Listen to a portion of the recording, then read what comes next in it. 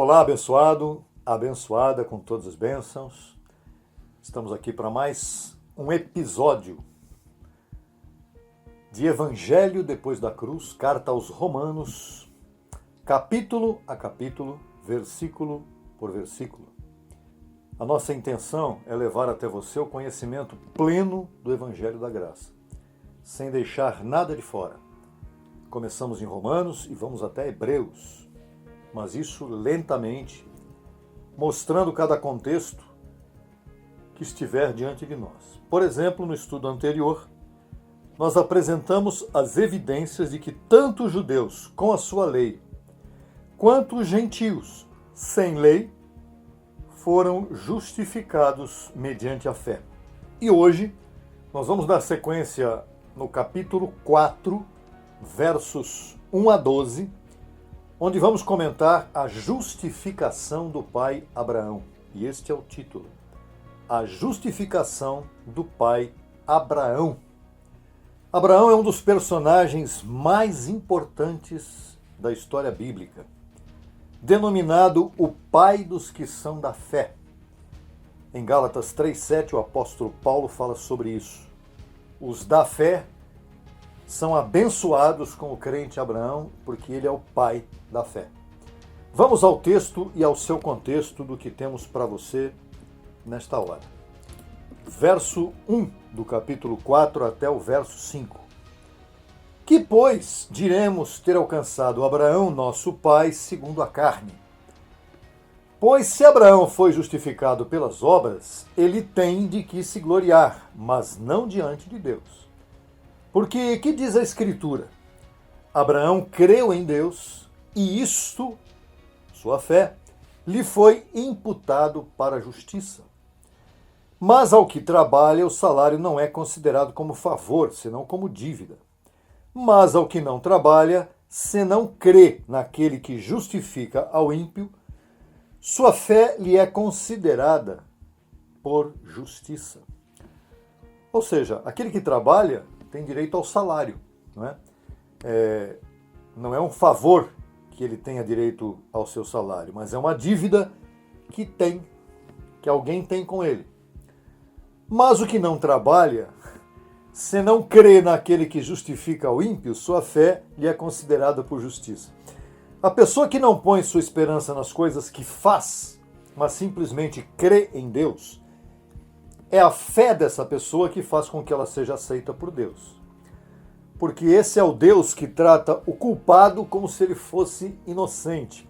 Ou seja, no que se refere a Deus, Deus trata a culpa, ou trata aquele que é culpado como se ele fosse inocente. Foi exatamente isso que ele fez quando se manifestou em carne na pessoa de Jesus de Nazaré, para tirar o pecado do mundo. Ele absorveu, ele tomou sobre si todos os pecados dos homens, né, daqueles que são seus filhos, evidentemente, e ele recebeu esses pecados para si e inocentou todos os outros, todos que estavam debaixo de transgressão, debaixo de pecados, debaixo da lei.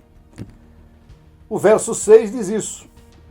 Como também Davi fala da bem-aventurança do homem a quem Deus atribui justiça sem obras, dizendo: bem-aventurados aqueles cujas iniquidades são perdoadas e cujos pecados são cobertos. Foi isso que aconteceu conosco. Bem-aventurado o varão a quem o Senhor não atribui culpa de pecado. É, pois, esta bem-aventurança somente para os da circuncisão? Ou seja, somente para quem estava na lei? Ou também para os da incircuncisão, para quem nunca esteve na lei?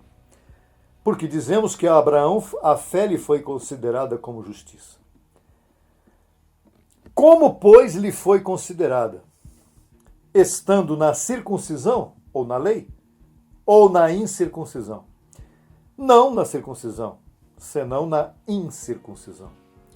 A fé de Abraão, sem estar debaixo da lei, porque não havia lei naquele tempo, Abraão inclusive era gentil, a fé dele é que o justificou. Claro que foi a fé que Deus imputou no coração dele. E recebeu a circuncisão como sinal, como selo da justiça da fé que teve, estando ainda incircunciso, para que ele fosse pai de todos os crentes não circuncidados, a fim de que também a eles a fé lhes seja considerada como justiça. E pai da circuncisão, para os que não somente são da circuncisão, senão que também seguem as pisadas da fé que teve nosso pai Abraão, antes de ser circuncidado. Então, Abraão se tornou pai da fé dos que estavam debaixo da lei de Moisés, no futuro, os que estariam debaixo da lei de Moisés no futuro, e também o pai da fé daqueles que não estiveram nunca debaixo da lei, ou seja, os gentios, incircuncisos. Né? Abraão foi tão importante, veja por esse ângulo, Abraão foi tão importante que o apóstolo Paulo também utilizou Abraão como referência aos Gálatas, que estavam apostatando da fé. Paulo disse aos Gálatas 3:7: Sabei, portanto, que os que são de fé, estes são filhos de Abraão. Veja que importante que é isso. E no verso 9 acrescenta: de modo que os da fé são abençoados com o crente Abraão. E por que Paulo fez esta referência aos Gálatas? Porque exatamente os Gálatas estavam perdendo a fé. Esta fé de Abraão, esta fé que justifica, não por obras, não é? Este ato de receber por fé o sacrifício de Cristo e não pelas obras individuais ou por mérito pessoal, foi esta fé que justificou Abraão e, como consequência, toda a sua descendência. Mas os Gálatas estavam apostatando da fé, porque quando Paulo esteve preso, esses Gálatas começaram a ouvir os apóstolos da lei de Moisés, os apóstolos da circuncisão, que começaram a tentar convencer os Gálatas que eles deveriam voltar para a lei. Olha que absurdo. E uma grande atitude de fé que marcou a vida de Abraão foi na ocasião em que houve conflito entre seus pastores e os pastores de Ló, seu sobrinho. Veja em Gênesis 13:8, que está aí na sua tela, o que está escrito. O 9 também. Então Abraão disse a Ló: Não haja agora desavença entre nós dois, entre meus pastores e os teus, porque somos irmãos. Não está toda a terra diante de ti? Eu te rogo que te apartes de mim.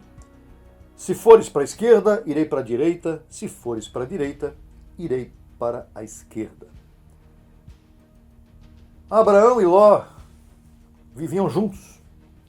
Mas no dia que Deus disse: Abraão, sai da tua terra e vai para a terra que eu vou te mostrar, Ló foi com ele. Só que chegou no meio do caminho, os pastores de ambos estavam brigando entre si. Porque houve muito crescimento, não é? Houve muita prosperidade até mesmo, de ambas as partes. E Abraão não queria brigar com o seu sobrinho. E ele disse: olha, Ló, você escolhe aí para o lado que você quiser, né? Olhe para o lado que você quiser, escolha a terra onde você quer morar, quando você escolher eu vou para o lado oposto. E para quem não conhece a sequência da história, sabe ou não sabe, mas vamos informar agora a você que Ló escolheu as campinas férteis próximas a Sodoma, enquanto Abraão foi viver em Canaã. Passado o tempo, enquanto Ló acabou se amoldando à cultura, aos deuses pagãos de Sodoma e a luxúria que havia em Sodoma, as orgias que havia em Sodoma, por isso a palavra sodomia se refere a obras pesadas da carne que haviam em Sodoma, de todos os tipos. E a vida desregrada de Sodoma acabou influenciando a Ló. E ele colheu amargamente por conta disso. Abraão, ao contrário, prosperou grandemente por sua fidelidade a Deus, por sua obediência ao Senhor. Então, Isso mostra o quê? Que Abraão tinha uma maturidade, uma convicção tão grande do que ele cria e do que ele vivia, e de quem era o Deus que ele servia, que ele tranquilamente disse para Ló: escolhe para onde você quer ir, porque onde eu estiver, ali eu serei abençoado. E foi exatamente o que aconteceu. E Abraão, no futuro, acabou tendo que ajudar a Ló correr, fugir de Sodoma, para que ele não fosse também pego pela destruição que aconteceu na cidade. No próximo capítulo, ou seja, na continuação deste estudo, nós vamos abordar os versos 13 a 25 deste mesmo capítulo 4. E aí nós vamos seguir comentando sobre a promessa que Deus fez a Abraão por conta de sua fé exemplar. Nesse contexto que vem por aí, nós vamos mostrar a você quantas coisas importantes estão dentro da vida de Abraão e tudo que ele experimentou por conta de sua fé. Muito bem? Até lá então, abençoado e abençoado com todas as bênçãos. Não se esqueça de se inscrever no canal. E quando você se inscreve e ativa o sininho, o YouTube informa a você o próximo vídeo que está aparecendo novamente, tá bom? Até lá, abençoados com todas as bênçãos.